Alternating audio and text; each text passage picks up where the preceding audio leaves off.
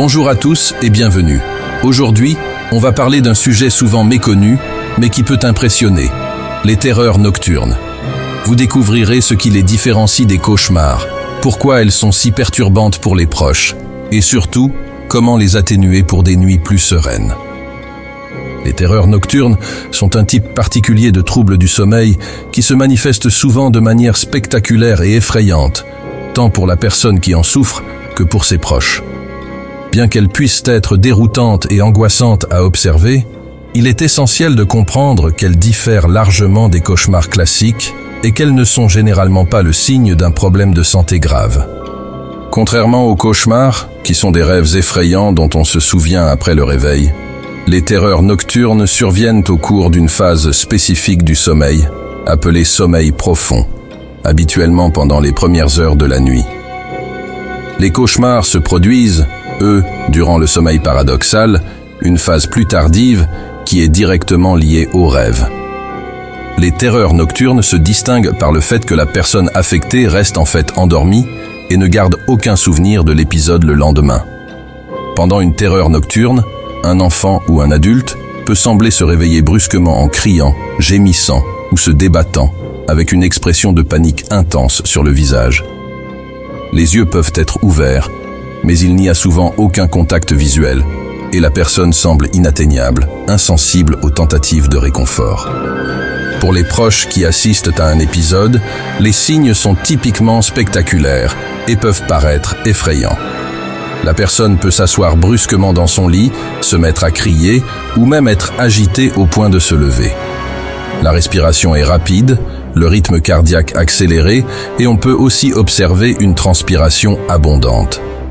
L'épisode peut durer de quelques minutes à une vingtaine de minutes avant que la personne ne se calme et retombe dans un sommeil profond. Le matin, elle n'en garde en général aucun souvenir, contrairement au spectateur qui peut rester marqué par l'intensité de l'événement. Les causes des terreurs nocturnes ne sont pas toujours faciles à déterminer, mais plusieurs facteurs peuvent contribuer à leur apparition. Chez les enfants, le développement rapide du cerveau semble jouer un rôle, car ces épisodes sont beaucoup plus fréquents entre 3 et 8 ans. Durant cette période, les enfants traversent des phases de croissance cognitive intenses qui peuvent perturber leur sommeil profond. Le stress est également un facteur déclencheur courant. Les changements de routine, tels qu'un déménagement, un nouveau cadre scolaire ou familial, peuvent affecter la qualité du sommeil et provoquer des terreurs nocturnes. Chez les adultes, le manque de sommeil, l'anxiété et des événements stressants jouent souvent un rôle prépondérant. De plus, la consommation excessive d'alcool ou la prise de certains médicaments peuvent augmenter la probabilité d'avoir des terreurs nocturnes. Pour quelqu'un qui dort à côté d'une personne souffrant de terreurs nocturnes, l'expérience peut être particulièrement impressionnante.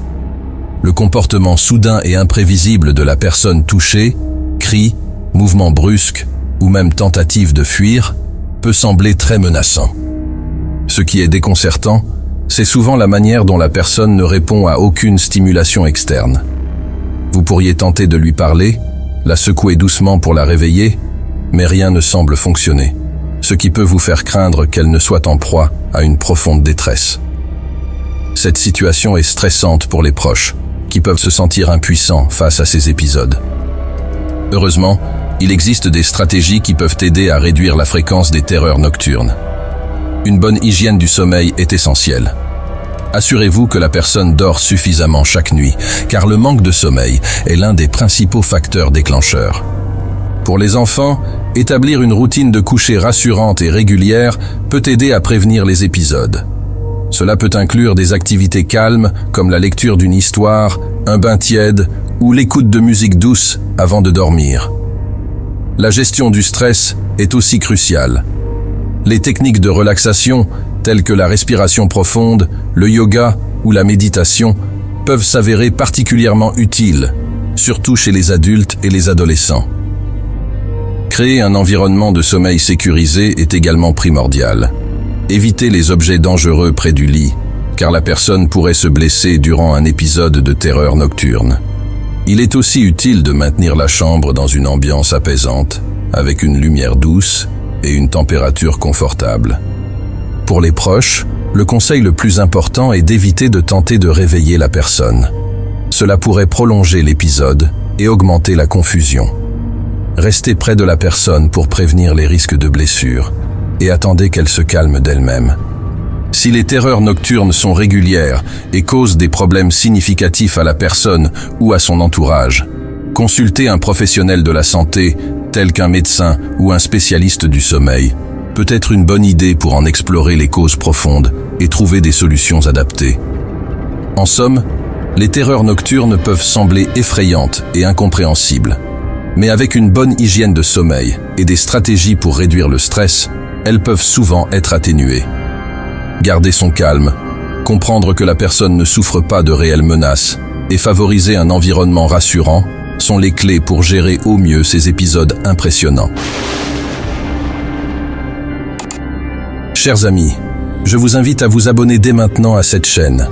Vous y découvrirez de nombreuses vidéos, toujours bienveillantes et riches d'humanité. À très bientôt.